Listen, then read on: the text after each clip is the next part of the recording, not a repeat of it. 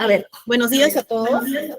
El día de hoy estamos iniciando nuestra última actividad de Historia IB con nuestros estudiantes de la promoción noviembre de 2025. Para esta ocasión contamos con la presencia de Rómulo Díaz, que es historiador, periodista y gran amigo. Él nos va a hablar el día de hoy sobre gobiernos populistas, específicamente sobre Getúlio Vargas. La clase de hoy son pocos los estudiantes que están en el salón, porque hay algunos que están conectados desde sus casas, porque algo que le comentaba a Rómulo es que ya están en sus últimos días de estudio y el grupo de historia es bastante pequeño. Los chicos también han comentado de que quieren hacer algunas preguntas sobre contexto latinoamericano, que es el tema que nosotros también estudiamos en el siglo XX. Así que, Rómulo, desde ya te agradezco por tu disponibilidad, por tu tiempo, por la amistad y sobre todo porque siempre ante estas situaciones siempre me salvas y me ayudas, pero más que ayudarme a mí, ayudas a mis estudiantes. Así que nada, le damos un fuerte aplauso a Rómulo y los dejo con él. Qué bien, me alegra mucho estar aquí, Isabel. Es un gusto, tú lo sabes, y es un honor estar aquí también compartiendo un poco de la historia de Brasil con todos ustedes. Bien, hay mucho que hablar al respecto de Vargas. Yo con mis estudiantes en general llevo días y días y días a hablar al respecto de este gobierno, que creo que es el gobierno más importante de la historia de mi país, la historia de Brasil. Pero antes de hablar al respecto de Vargas, creo que podemos reflexionar un poco al respecto de un concepto que me parece muy importante. Isabel me decía que estaban estudiando los gobiernos populistas de Latinoamérica y me parece importante hablar al respecto de populismo, por lo menos compartir lo que pienso al respecto de populismo. Para hablar de populismo, tenemos que volver hasta el siglo XIX, porque cuando pensamos en el siglo XIX, podemos dividir este siglo en dos partes distintas. Al comienzo del XIX hasta el 1850, tenemos un proceso de formación de los estados nacionales en Latinoamérica en general. Y yo personalmente suelo decir que estos son tiempos de luchas por libertad. No solo en Latinoamérica, pero también en otros sitios, en otros lugares en nivel sistémico. Pero en Latinoamérica hay la lucha por la libertad porque son tiempos de formación de los estados nacionales. En esa lucha por libertad, lo que teníamos era el protagonismo de las élites. En Brasil, los grandes propietarios de tierra, y creo que en Argentina, en Perú, en México, pasó algo similar. La segunda mitad del siglo XIX nos presenta una pelea distinta. Sí, en la primera mitad del siglo XIX la lucha era más por la libertad, a la segunda mitad del mismo siglo, de los 800, la lucha era por igualdad.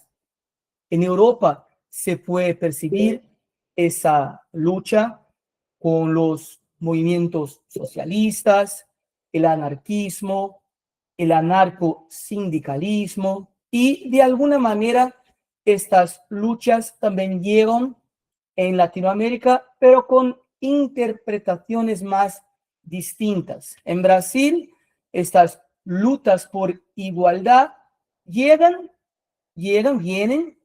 pero son tratadas de una manera más conservadora.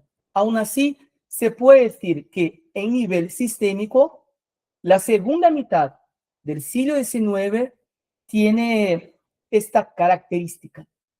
Son tiempos de lucha por igualdad.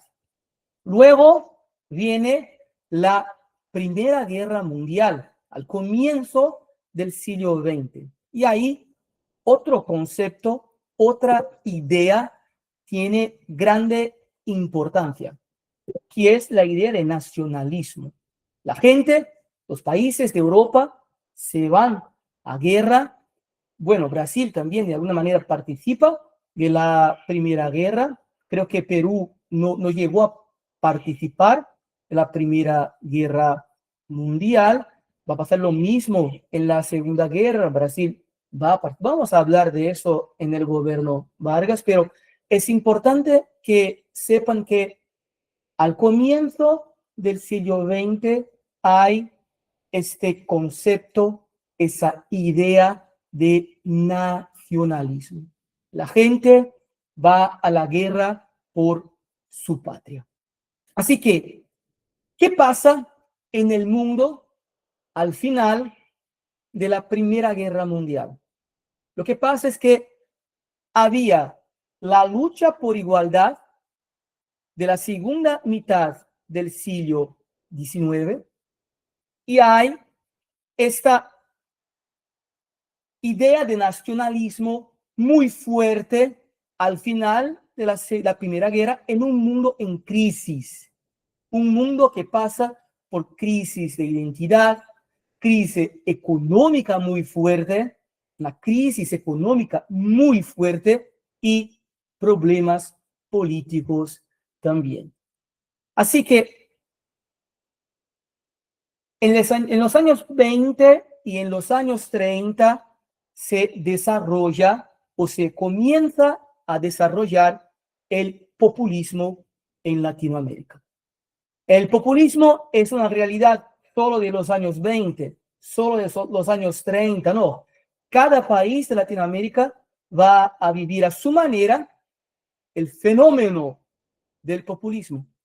Pero a mí me gusta comprender, yo personalmente entiendo que el populismo es el producto en Latinoamérica de una mezcla de las luchas de igualdad del final del siglo XIX y de las ideas nacionalistas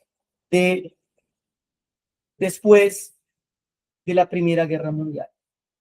Solo Latinoamérica vivió esa mezcla de nacionalismo y socialismo, nacionalismo y luchas por igualdad.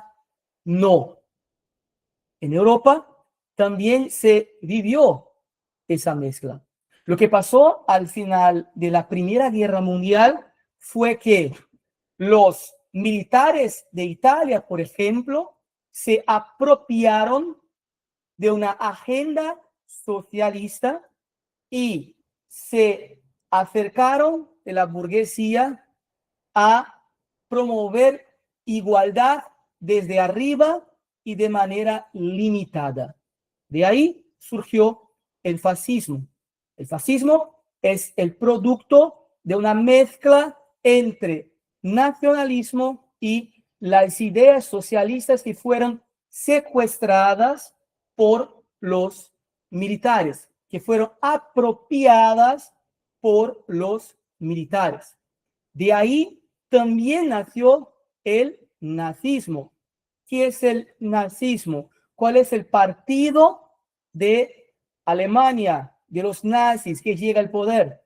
National Sozialistisches Deutschland Partei, el partido nacional de los trabajadores, de los socialistas, que es un producto, por su vez, por su turno, de la mezcla de una agenda de la izquierda, aunque no sea un movimiento de izquierda, es la mezcla de una agenda socialista y las ideas nacionalistas. El populismo en Latinoamérica, por su vez, también es un intento de practicar esa mezcla. Por eso mucha gente piensa que Vargas, por ejemplo, era un nazista o que hubo mucha influencia del fascismo en el gobierno de Vargas, justo porque se puede decir que hubo esa mezcla en el gobierno Vargas, como hubo esa mezcla en otros gobiernos populistas de las ideas de izquierda y de un comportamiento nacionalista, conservador, autoritario de los liderazgos de esos países de Latinoamérica. Pero cada país va a vivirlo a su manera.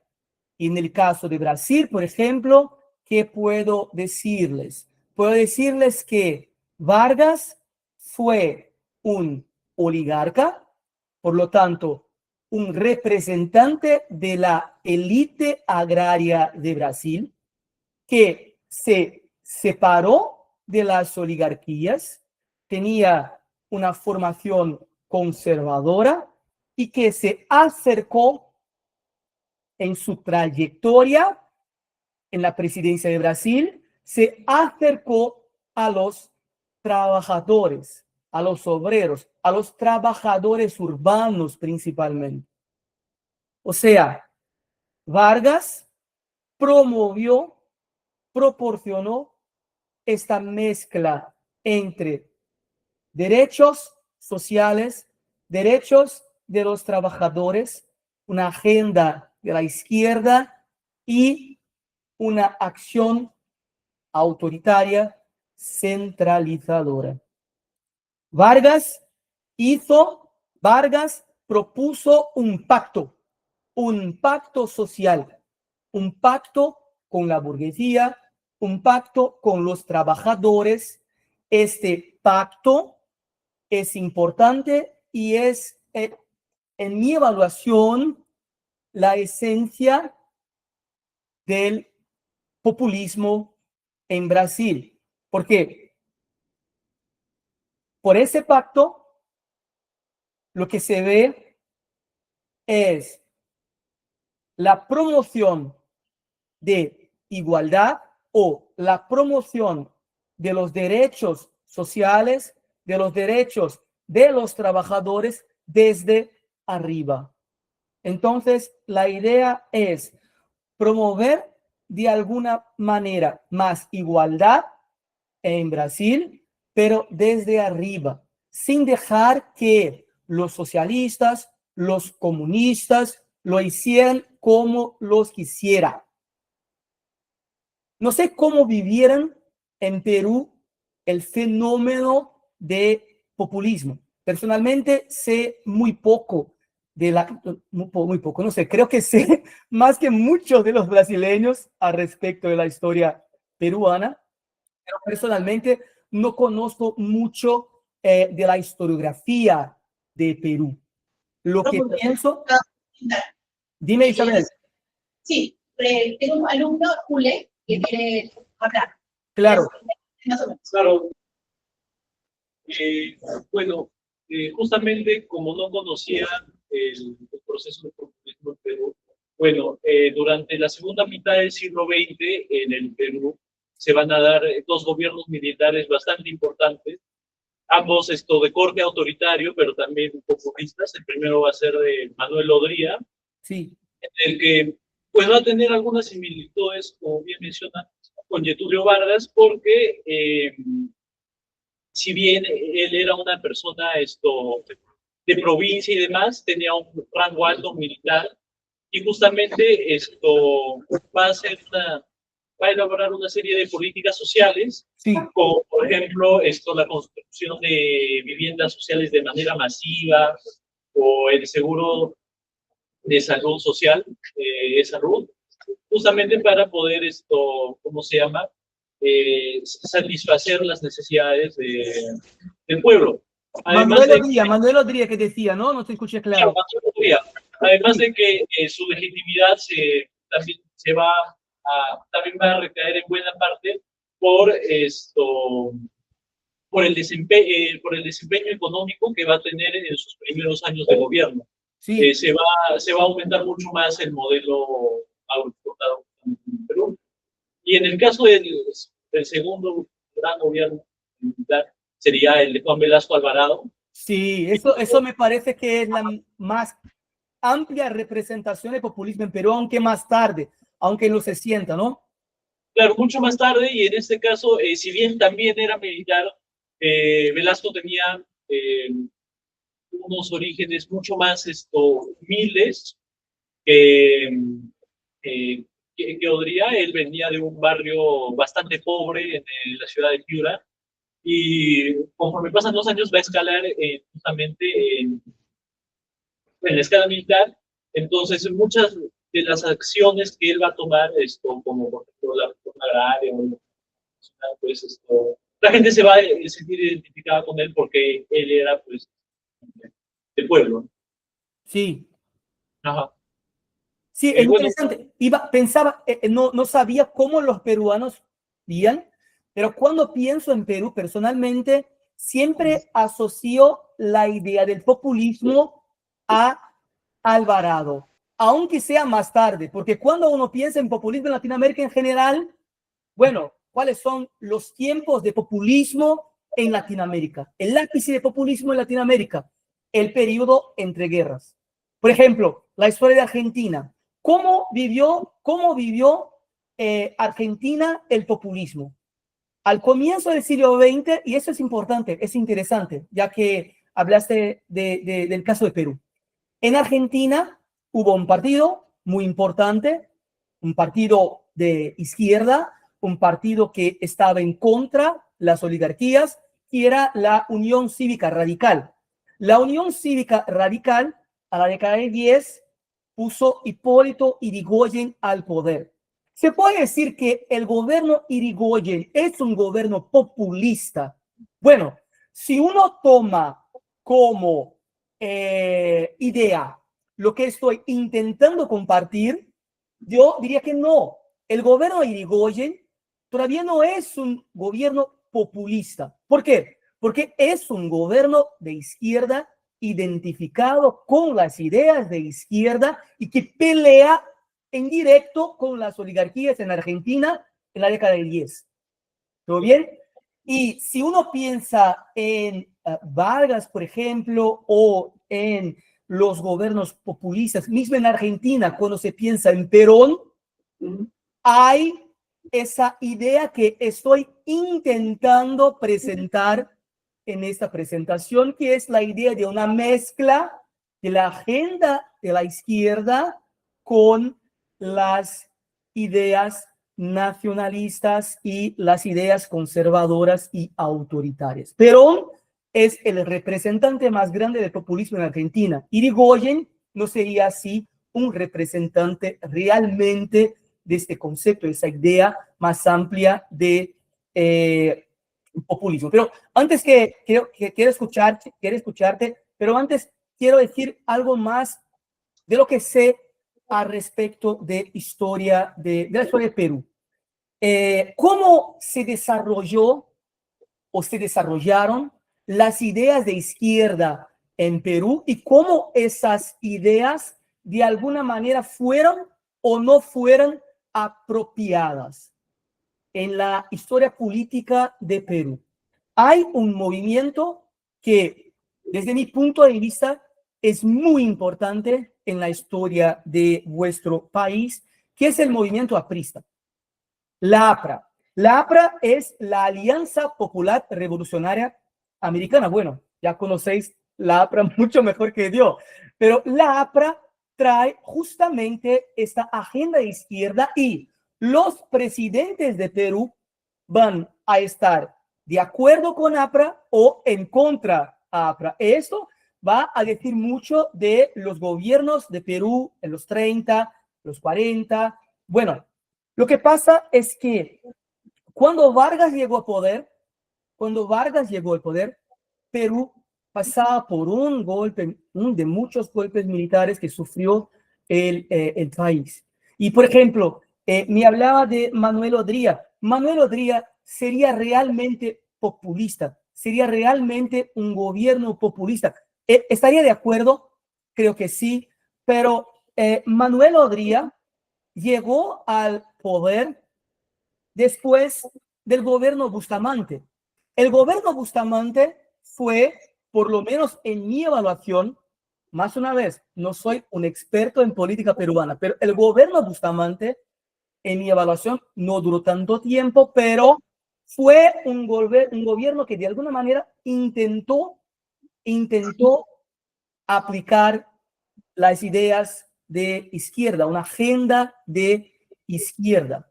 Así que el gobierno Bustamante buscó este diálogo entre conservadores y las ideas de izquierda. Intentó dar voz, por ejemplo, a la alianza, o a las ideas de la alianza. Odría, me parece que no. Odría, me parece que cerró las puertas al movimiento aprista, pero aún así buscó desde arriba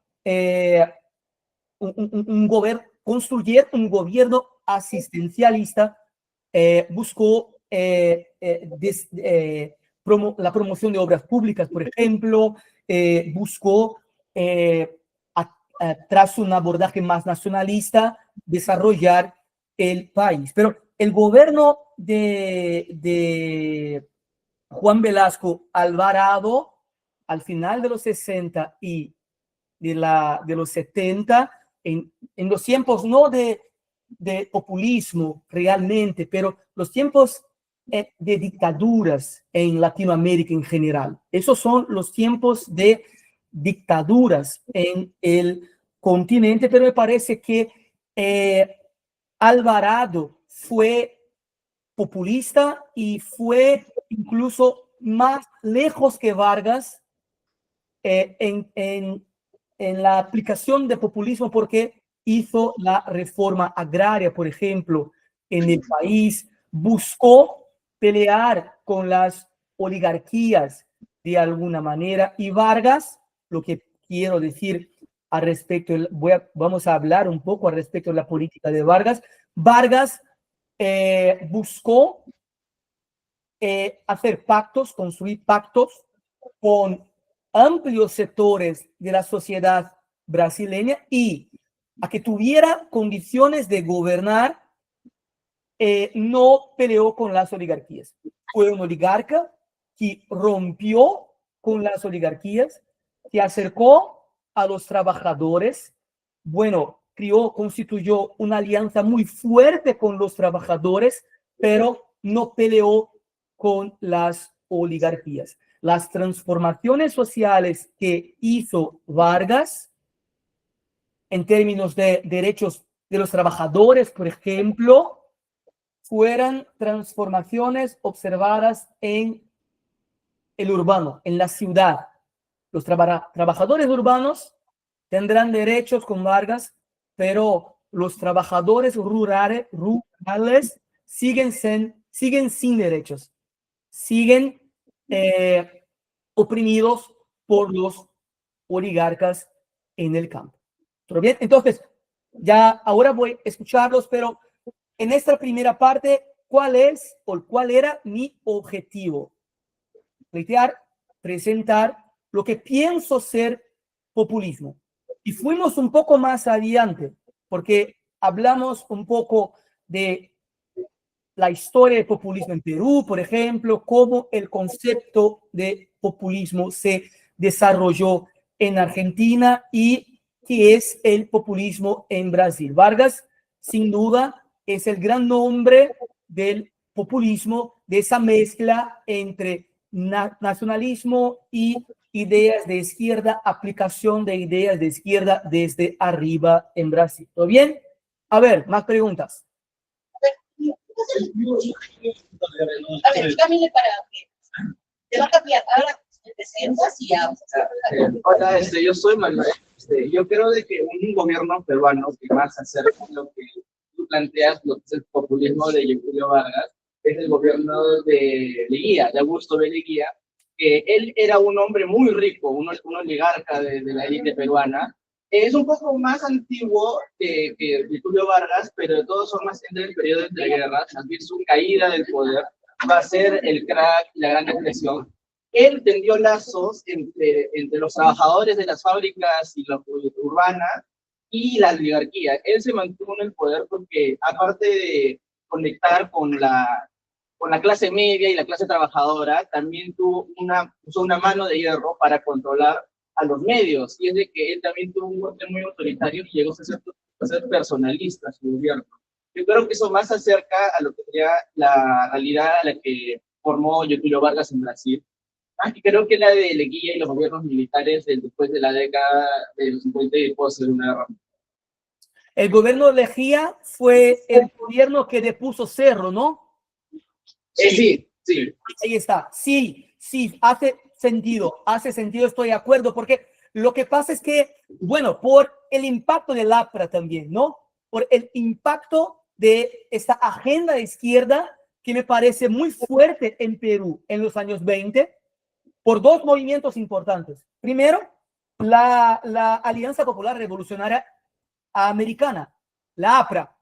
Bueno, los años 20 hay una agenda de izquierda. La lucha por igualdad es muy fuerte en Latinoamérica y en Perú. Y además, 1928, bueno, no estoy seguro, pero creo que en 28 se fundó el Partido Comunista Peruano, que no tenía tanta fuerza como el Partido Comunista de Argentina o mismo de Brasil, que es un partido de 1922. Pero como está muy clara esta agenda de la izquierda, es natural que el populismo también ganara fuerza a los años 20 en su país. Pero en términos de historiografía, pienso que el populismo como fenómeno es algo más complejo en Perú, algo más, no tan concentrado en una figura, en un único representante. Leguía tal vez tenga algo de populismo, veo que un poco como reaccionando a esta agenda de los años 20. Alvarado, bueno, a mí me parece la personificación de las ideas populistas, aunque un poco más tarde. Y claro, podemos hablar de Manuel Podría, bien, podemos hablar de Bustamante, de alguna manera también, porque intenta hablar con APRA. Pero la historia de Perú me parece más compleja cuando hablamos, cuando uno intenta identificar eso del populismo. En Brasil, el populismo, la historiografía, está muy relacionado al gobierno Vargas. Y una cosa que me gustaría hablar al respecto del gobierno Vargas. Bueno, tenemos que hablar mucho de Vargas, a ver cuánto tiempo tendremos que hablar, pero una cosa que me gustaría hablar es que no sé si Isabel les dijo al respecto de mi trabajo en Brasil. Aquí en Brasil, yo no soy un profesor de escuela o un profesor de universidad. Yo trabajo con la gente que quiere ser diplomática en Brasil. Y ese tema de las relaciones internacionales, de la política internacional, es un tema muy, muy fuerte. Es un tema que a mí me gusta mucho. Y no sé si lo saben, en verdad, mismo en Brasil poca gente lo sabe, pero Perú fue el primer gobierno a reconocer el gobierno Vargas en Brasil. Porque el gobierno Vargas tardó a lograr legitimidad aquí en Brasil. Como ya he dicho, Vargas era un oligarca que rompió con la oligarquía en los tiempos mismos de la República Oligárquica Brasilera. La primera experiencia republicana brasilera fue dominada por los grandes propietarios de tierra, principalmente los propietarios de São Paulo y de Minas Gerais. Entonces, esta primera república tenía el control de los paulistas, y de los mineros. Vargas vino del Río Grande do Sul, un estado más al sur de Brasil, un estado más cerca de Argentina, más cerca de Uruguay, un estado que no tenía tanta proyección política, pero un estado que también tenía oligarquía fuerte. Entonces, Vargas era ministro del último gobierno de la Primera República, era ministro de Washington Luis, se acercó a los militares, no los militares de alta patente, los militares de baja patente, y se acercó a una élite política que quería participación más amplia en la política nacional, y el resultado fue la Revolución de 1930. La Revolución de 1930 no es, por tanto, muy distinta de otras revoluciones de Latinoamérica que van a desarrollar las ideas populistas. Un oligarca o un militar o alguien que tiene una buena relación con las élites llega al poder, se acerca a las clases medias, se acerca a la burguesía, se acerca a los trabajadores y hace un pacto y propone un pacto desde arriba. Y el resultado de este pacto es la apropiación de una agenda de la izquierda, la implementación de esta agenda desde arriba de una manera no tan radical. Al comienzo del gobierno Vargas, entonces, se tiene una buena relación con Perú. Y no sé, creo que vosotros conocéis esta pelea con Colombia. Es porque yo, cuando era profesor aquí en Brasil, y conocí Isabel en más de 20 años, cuando era profesor en la escuela aquí en Brasil, y los estudiantes de Brasil no suelen estudiar los conflictos linderos, los conflictos que son resultado de la lucha de los estados por su territorialización. Los estados de Latinoamérica tuvieron conflictos con sus vecinos a que pudieran consolidar sus territorios. Y en los años 30 hubo un conflicto, una pelea entre Perú y Colombia a respecto de un territorio llamado Leticia. Esa es una cuestión que en verdad comenzó en la década de 1920, porque el territorio de Leticia le cedió Perú a Colombia, pero hubo una acción de peruanos. En verdad, esa acción de los peruanos no era apoyada por el Estado, por el Poder Central, pero lo que pasó fue que estos peruanos empezaron a pelear con Colombia y la cosa escalonó. La cuestión de Leticia tuvo que ser resolvida en la época, Liga de las Naciones, Estados Unidos y Brasil también tuvo un papel muy importante. Entonces, me gusta mucho siempre que hablando con personas de otros países al respecto de la historia de Latinoamérica, buscar estos puntos en común que Brasil tiene con sus vecinos, porque Brasil, por la lengua, por la colonización, suele tener un tratamiento distinto.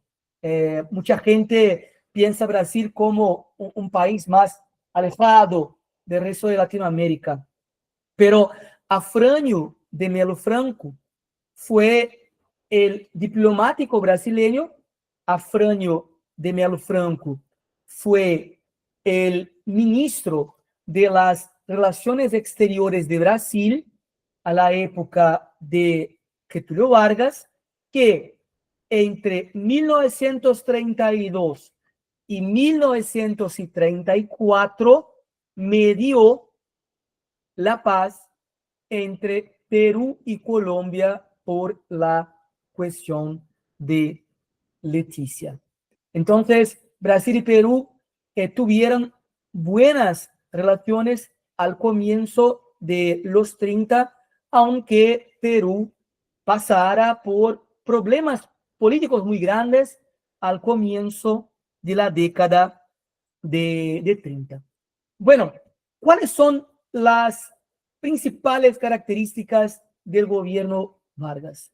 Isabel, tenemos hasta las 2:20, ¿no? Sí, tenemos esa hora. Creo que querías conversar algo. Julio quería decir algo más. Ay, te lo voy a decir. Dime. Usted estaba mencionando acerca de la historia argentina y yo tengo cierto bagaje en ese espacio-tiempo y cuando le dan, bueno, el asunto es que cuando le dan el golpe de Estado a Hipólito Yrigoyen, justamente viene José Félix Uríguru y empieza toda esta década infame y yo había escuchado justamente de que se van a dar ciertas políticas respecto a, sobre todo a la educación de la clase obrera, para que justamente estas no se adhieran a, a los movimientos comunistas o socialistas en Argentina. Entonces, no sé si, por ejemplo, estos gobiernos o estas políticas se podrían considerar de alguna manera populistas, porque justamente también sus gobernantes eran oligarcas o militares de muy alto rango. Sí, bueno, yo personalmente no consideraría estos gobiernos exactamente populistas. Creo que, bueno, y ahí lo que puedo decir es algo personal, porque tampoco estoy en este debate historiográfico de Argentina. Bueno, lo que leo es lo que necesito a que pueda, por ejemplo, hablar con mis estudiantes, porque mis estudiantes tienen que saber mucho de la política de Argentina, de la política de Perú, de la política de Uruguay, de la política de Paraguay, pero pienso que los gobiernos que vienen después de Irigoyen tienen algunas características de populismo, pero no pueden todavía ser considerados populistas. ¿Cuáles características tienen de populista? Primero, tiene eso el nacionalismo. El nacionalismo porque muchos militares llegan al poder en Argentina, incluso antes que llegara al poder Perón en 46, tenemos una junta militar en Argentina, tenemos militares en Argentina. Argentina tarda mucho a apoyar a Estados Unidos en la Segunda Guerra Mundial. Argentina casi se queda de fuera de la fundación de ONU por su posición nacionalista, una posición, no quería involucrarse en lo de la Segunda Guerra, no quería romper de todo, no quería declarar guerra a Alemania. Entonces, los gobiernos argentinos que vienen después de Irigoyen son una respuesta a los intentos de Irigoyen de se imponer sobre las oligarquías. Claro, van a intentar dialogar, van a intentar negociar con los movimientos de izquierda, pero pienso que son movimientos que imponen mucho y dialogan todavía muy poco, ¿sabes?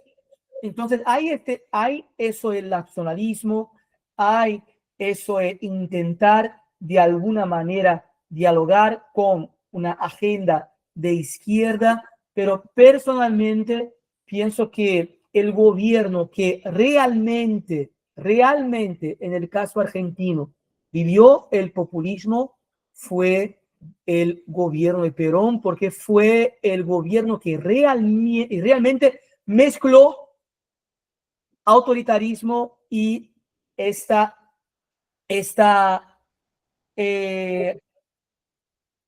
percepción de las clases trabajadoras, los descamisados, esos tuvieron voz, ¿sabes? Y ahí, bueno, creo que está claro lo que yo quiero decir por populismo. Y Sí. por eso quise conceber populismo. Por eso, en el comienzo de esta exposición, quise hablar al respecto de lo que pienso ser populismo. Y hay otra dimensión que es muy importante en el populismo de Argentina y de Brasil, que es la dimensión cultural, la dimensión de la identidad. Creo que Perú vivió eso en el post Segunda Guerra Mundial. ¿Por qué? Eso es la cultura, eso es la identidad. Y ahí vosotros podéis decir si estáis de acuerdo conmigo o no. ¿Por qué creo que Perú vivió eso del cambio de identidad, de una percepción de nación, un proyecto cultural distinto? Porque al final de la Segunda Guerra Mundial comenzó el desarrollamiento de las ciudades peruanas, las reformas agrarias también vendrán, el gobierno a los 60 tienen su papel, su rol, pero antes de estos gobiernos, los Andes, los andinos comenzaron a dialogar con el resto del país. Y ahí, en los 50, en los 60, hubo un movimiento de resignificación de identidad peruana. Y este movimiento fue de alguna manera también apropiado por los presidentes de Perú. Fue apropiado políticamente después de la Segunda Guerra Mundial y con más fuerza en los años 50 y en los años 60. Esa es mi interpretación de los casos peruanos, pero puedo hablar más de los casos brasileños, por supuesto, y es lo que quiero traerlos. Cuando yo pregunto, a ver, alguien que no ha hablado, voy a hablar en directo con esta chica de rojo, porque lleva rojo, puedo verla. Hablar en directo con ella. Bueno, cuando uno piensa en Brasil, ¿qué idea viene a su cabeza? ¿Qué es Brasil? ¿Qué hay en Brasil?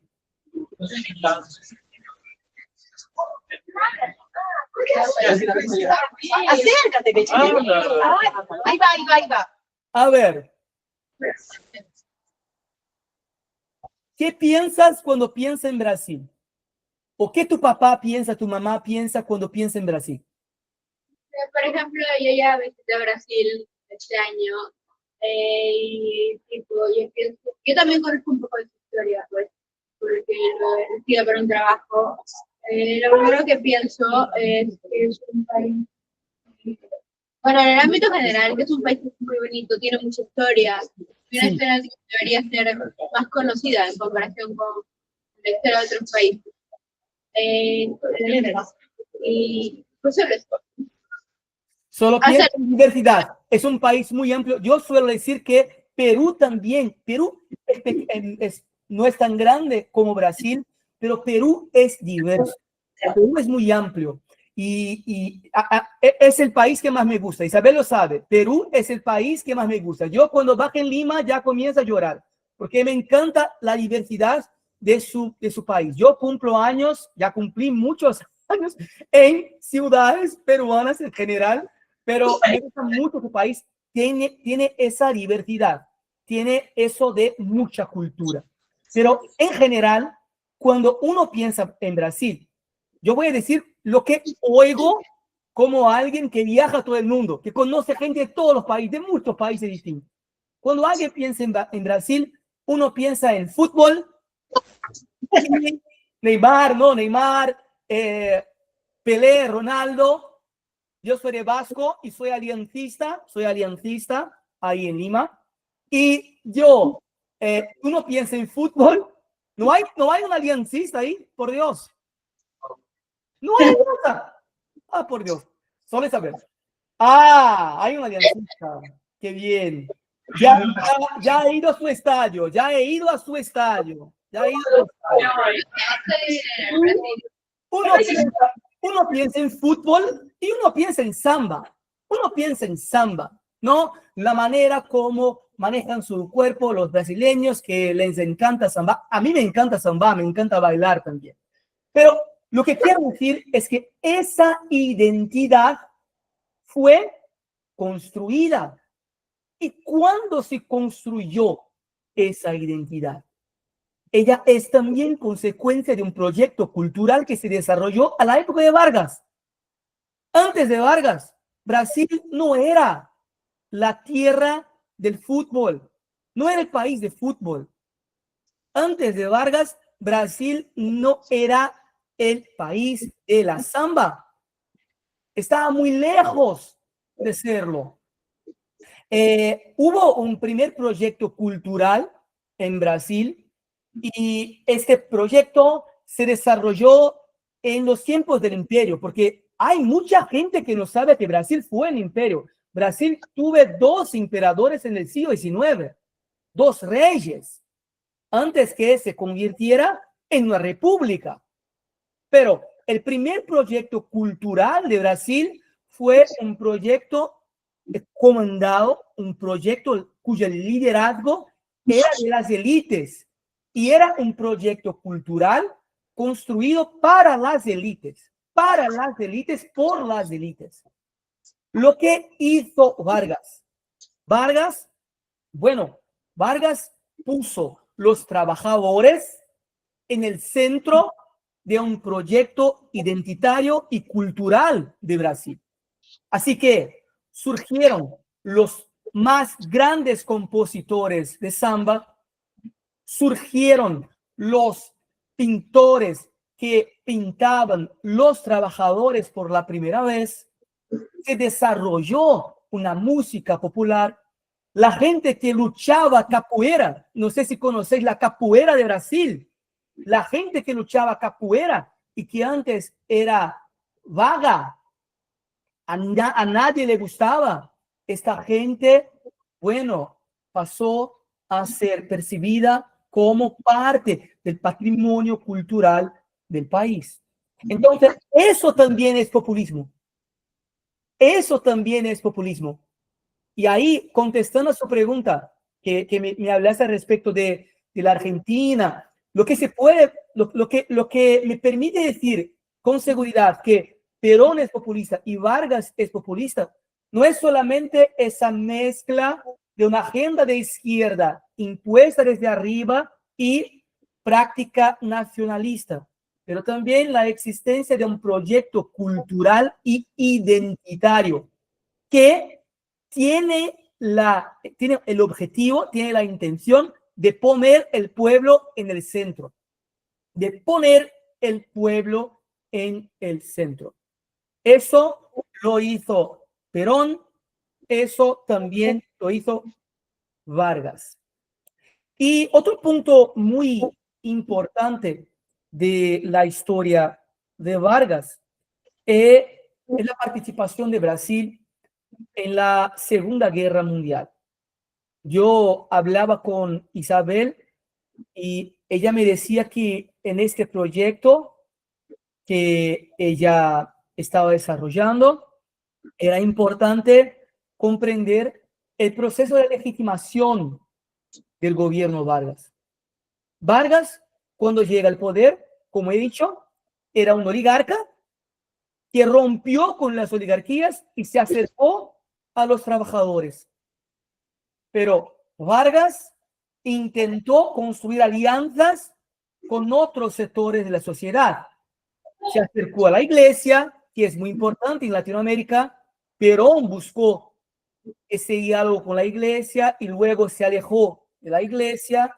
Vargas buscó ese diálogo, buscó el diálogo con los industriales, con la gente de la ciudad, buscó el diálogo con los trabajadores y, buscó desarrollar el país, pero desarrollaba el país de una manera autoritaria, desde arriba, hubo 2 constituciones en Brasil a la época de Vargas. Y bueno, Brasil es un país que tuvo muchas cartas, muchas constituciones en su historia. Solo en Vargas fueron 2. La primera, una respuesta directa a los sectores liberales y si no hubiera constitución no soportarían Vargas, no apoyarían Vargas. Y la segunda, la constitución de 1937 es la constitución que establece el autoritarismo de Vargas. La última fase, la última etapa del gobierno Vargas ficou conocida como el Estado Nuevo, de 1937 hasta 1945. Fue la fase más autoritaria y también la fase más populista. Fue el tiempo en que se desarrolló esta identidad brasileña, samba, fútbol, cultura popular, cultura de los trabajadores. Fue el momento de las grandes inversiones, fue el momento en que el Estado se apropió del agua, de las minas. El Estado propuso un desarrollamiento económico planificado. Fue el momento más autoritario, pero también fue el momento en que Brasil creció, en que Brasil se desarrolló. Y así están muy claras las contradicciones de los gobiernos populistas y las contradicciones del gobierno Vargas. Y ahí ocurrió la Segunda Guerra. Bueno, hubo una conferencia en Río de Janeiro en el año de 1942 y en esa conferencia Estados Unidos determinó que los países de Latinoamérica deberían romper con Alemania. Brasil en particular sufría con los ataques de los submarinos alemanes en el Atlántico y Brasil se puso al lado de los Estados Unidos y ya en 42 rompía con Alemania y bases americanas bases aéreas y navales fueron establecidas en el territorio de Brasil. Bueno, hay una cosa muy interesante al respecto de la Segunda Guerra. No sé cómo se dice en español. A lo mejor podéis me ayudar. Pero hay un héroe de Marvel que aquí en Brasil se llama Capitán América. Lo mismo, lo mismo. Lo mismo, el Capitán América. Y él tiene, ¿cuál es el arma de Capitán América? Es un casco. Suena raro que un héroe tenga como arma un casco, un escudo, ¿no? Qué raro. ¿Por qué no tiene una arma? Ahora hazlo de arriba. Escudo es como que es de lado, como el plato este. Como lo que peleaban los Ajá, gladiadores. como los gladiadores, el plato. Sí, Ese es escudo. escudo. Pensaba que no es casco, no, un escudo mismo, ¿no? Sí. Dale, ya está. Es raro que un héroe tenga un escudo como arma. Pero ¿cuándo fue la primera aparición de Capitán América? ¿Alguien sabe? No puede consultar internet. Consulta pues. 40, 41, creo que 41. O sea, Capitán América es el héroe de la Segunda Guerra Mundial. Un héroe que lleva como arma un escudo. Este es un mensaje muy claro del papel, del rol que Estados Unidos quiere jugar en la Segunda Guerra Mundial. ¿Por qué? Estados Unidos quiso atacar a los otros países. No, Estados Unidos no estaban involucrados en la guerra. Bueno, Churchill en 1941 va a tener cita con Roosevelt en Canadá, desesperado, necesitaba de ayuda porque llegaban los alemanes. Y Roosevelt no sabía qué hacer que pudiera convencer la opinión pública americana a participar en la guerra. Lo que Roosevelt percibió es que necesitaba ayudar a la Inglaterra y buscó el apoyo de los países de Latinoamérica, a que Latinoamérica pudiera también romper con Alemania. ¿Por qué Capitán América lleva un escudo? Porque Estados Unidos no quiere atacar. Capitán América es la representación geopolítica del rol que Estados Unidos quiere jugar en la guerra.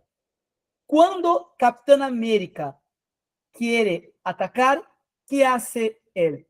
Lanza su escudo. Él lanza su escudo. ¿Y qué quiere decir lanzar el escudo en términos geopolíticos? Estados Unidos, cuando amenazado por Japón, Estados Unidos, cuando amenazado por Alemania, también lanza su escudo. Lanzar el escudo significa ampliar su perímetro de seguridad. Así que cuando la Segunda Guerra Mundial ocurre, no basta defender el territorio de Estados Unidos. Es necesario, como Capitán América, lanzar el escudo y ampliar todo el perímetro de seguridad de Latinoamérica. Incluso llegar a Brasil, tener bases en Brasil desde donde se puedan salir aviones a África, incluso a Europa. Por eso Brasil recibió mucha plata por el Lend-Lease de Estados Unidos. Inglaterra, Unión Soviética y también Brasil recibieron muchos dólares de Estados Unidos. ¿Y por qué Segunda Guerra? Porque la Segunda Guerra tuvo un papel muy importante en la historia de Brasil, en la historia del gobierno Vargas. Porque la Segunda Guerra Mundial reflejó las contradicciones del populismo de Vargas, las contradicciones políticas de Brasil. ¿Por qué? Porque Vargas era una dictadura internamente, pero peleó al lado de las democracias liberales. Y los oficiales de Brasil que lucharon contra Italia pelearon al lado de los ingleses, pelearon al lado de los estadounidenses.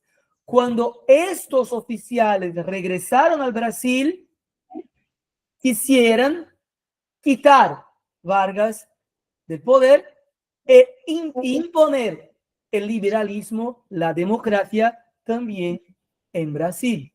Entonces, la Segunda Guerra Mundial cumplió un papel muy importante en la contestación del gobierno Vargas, porque Vargas cayó por sus contradicciones.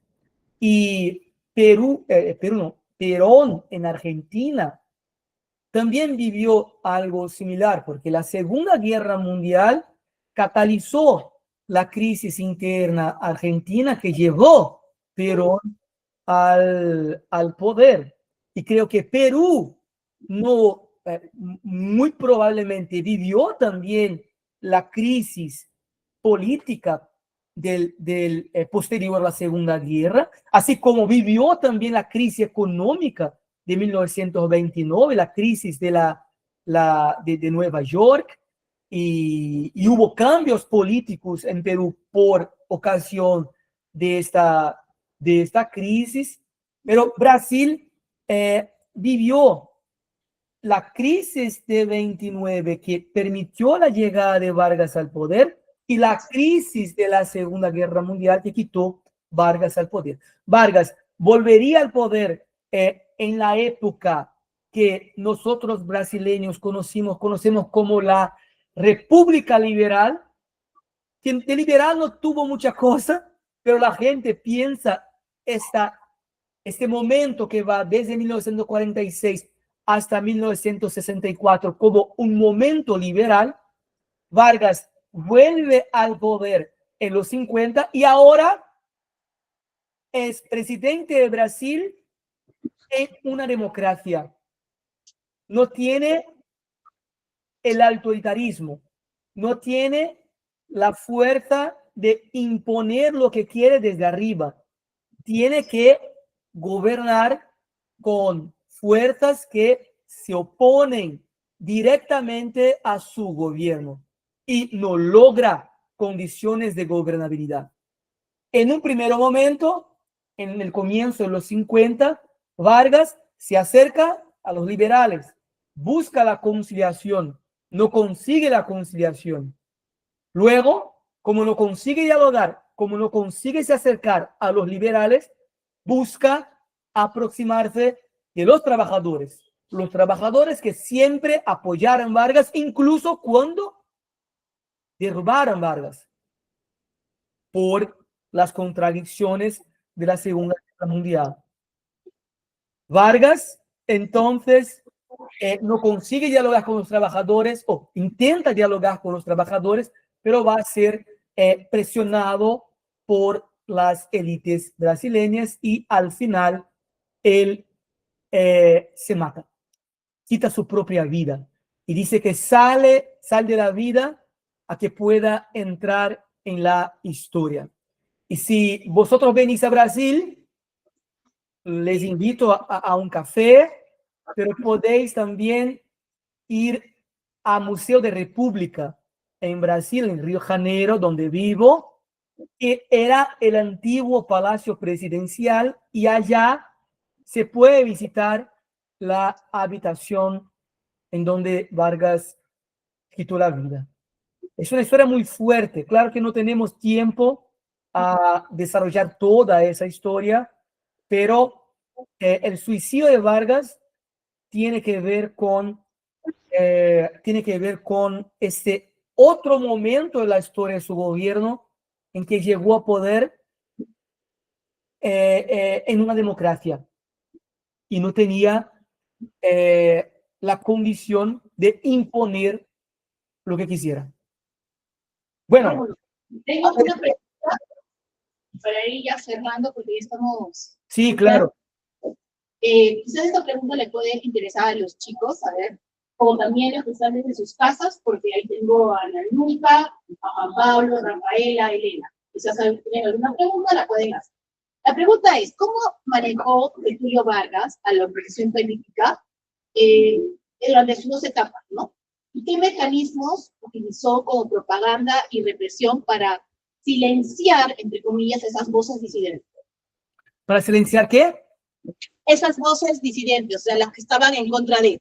Sí, Vargas tenía un aparato de propaganda muy fuerte. Tenía hubo un departamento de prensa y propaganda dentro de Brasil que hacía propaganda en favor de Vargas. El desarrollamiento del cine en Brasil también fue muy importante. Había un programa de radio llamado La Voz de Brasil y en este programa se construía una imagen muy positiva de Vargas. Entonces había un ministerio que pensaba a propaganda y pensaba el desarrollamiento de la imagen de Vargas. Hubo una inversión muy grande en el cinema, en la radio, en la cultura, en educación en general, pero educación técnica. El desarrollamiento del país era también una propaganda en favor de Vargas. Bueno, había autoritarismo, pero el país desarrollaba, el país evolucionaba. Y incluso en la política externa había propaganda. No sé si vosotros sabéis, pero antes de la Segunda Guerra Mundial, en los años 30, Roosevelt comenzó un cambio en las relaciones con los países de Latinoamérica, la llamada política de buena vecindad. Y Walt Disney estuvo aquí en Brasil, intentó se acercar a un dibujador brasileño que pudiera hacer dibujos de animaciones de Walt Disney. Y lo que pasó fue que en este contexto, 3 personajes surgieron y que representan ese intento de diálogo entre los países de Latinoamérica que fortalece también la imagen de Vargas. ¿Qué 3 personajes son estos? Pato Donald. ¿Cómo se dice en español Pato Donald? Pato Donald, igual. Pato Donald. Zé Carioca. Es el Zé Carioca. Zé Carioca. Sí. Y si veis los primeros dibujos de Zé Carioca, sabes que él es verde y amarillo, un papagayo como un brasileño, pero su cola tiene plumas rojas y azules. La bandera de Estados Unidos.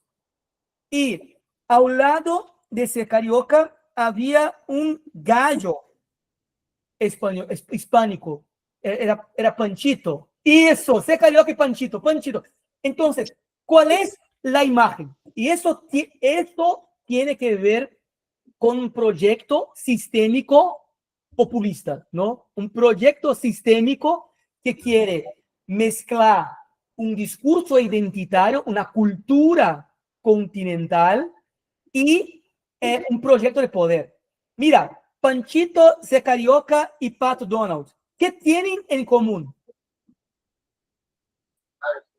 Son aves. Son aves. O sea, aunque hablen lenguas distintas, aunque sean un tanto distintos, son aves. Son aves y tienen mucho en común. Tienen que dialogar.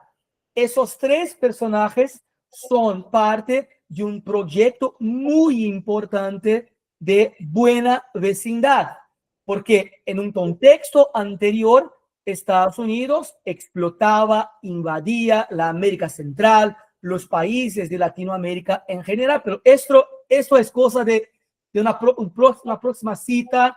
Ahí podemos hablar de la política externa anterior. Pero eso me parece interesante también, cómo había un proyecto internacional y nacional. Mucha propaganda, de hecho, en favor de la construcción. Había muchas estatuas de Vargas por todo Brasil, Eso era muy importante a afirmar la imagen de Vargas.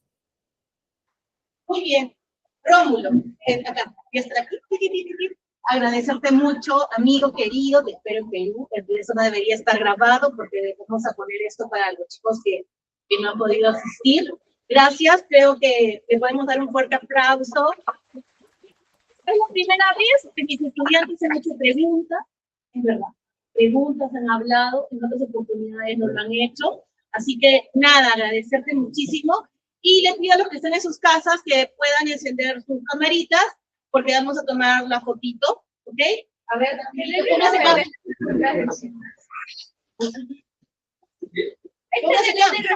Sí, pónganse. Pónganse ustedes acá, pues. Ahí te vamos a tomar fotito. A ver, pónganse. ¿Estás realmente ahí? A ver. Ya. A ver, tú aquí, tú aquí, tú aquí, ya, muy bien. A ver, ponte acá, pónganse, pues chicas. Ya está. A ver, ¿qué necesitas? No, pues ya. Pero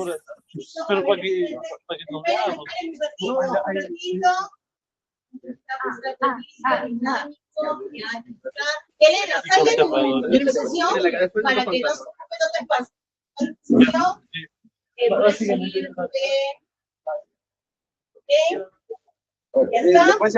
Listo, venga. ¿Dónde está Isabel? Ponte la pantalla, quiero tomar un print. Ahorita vamos a poner, primero las cosas acá en vivo y luego ya. Ahorita les tomo. Otra más, que se vea bonito. Que se vea bien. Ya, ahora pongámonos en la cámara para que nos tomen la foto. Vengan acá, chicos. Chicos, vengan acá para que se hagan la foto. Aquí. Sí. ¿Mueves esta mesita? Ya. ¿Listo? Ahí está. Tú tómanos la fotito. Del otro lado. No, de los 40. Ya, chicas, por favor. Sí, Valentina. Ahí está. No, si le pueden sacar un screenshot sería genial, porque no puedo sacar. Ustedes también, Rafaela, Juan Pablo, muy bien. Ya, espérense un ratito, va a sacarlo mi querido Gabriel. Ya. No, de la grande. Uy, no, salió otra, porque salimos los otros. No, pero no, Gabriel, con toda la pantalla.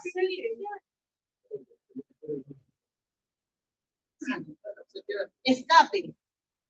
Ya está, ya. Ok, perfecto. Gracias, amigos. Bueno, si tengáis dudas, pueden enviármelas y fue un honor, fue un placer, un gusto. Gracias, amigos. Os paséis muy bien, suerte siempre y podéis contar conmigo. Gracias, amigo. Una cosita.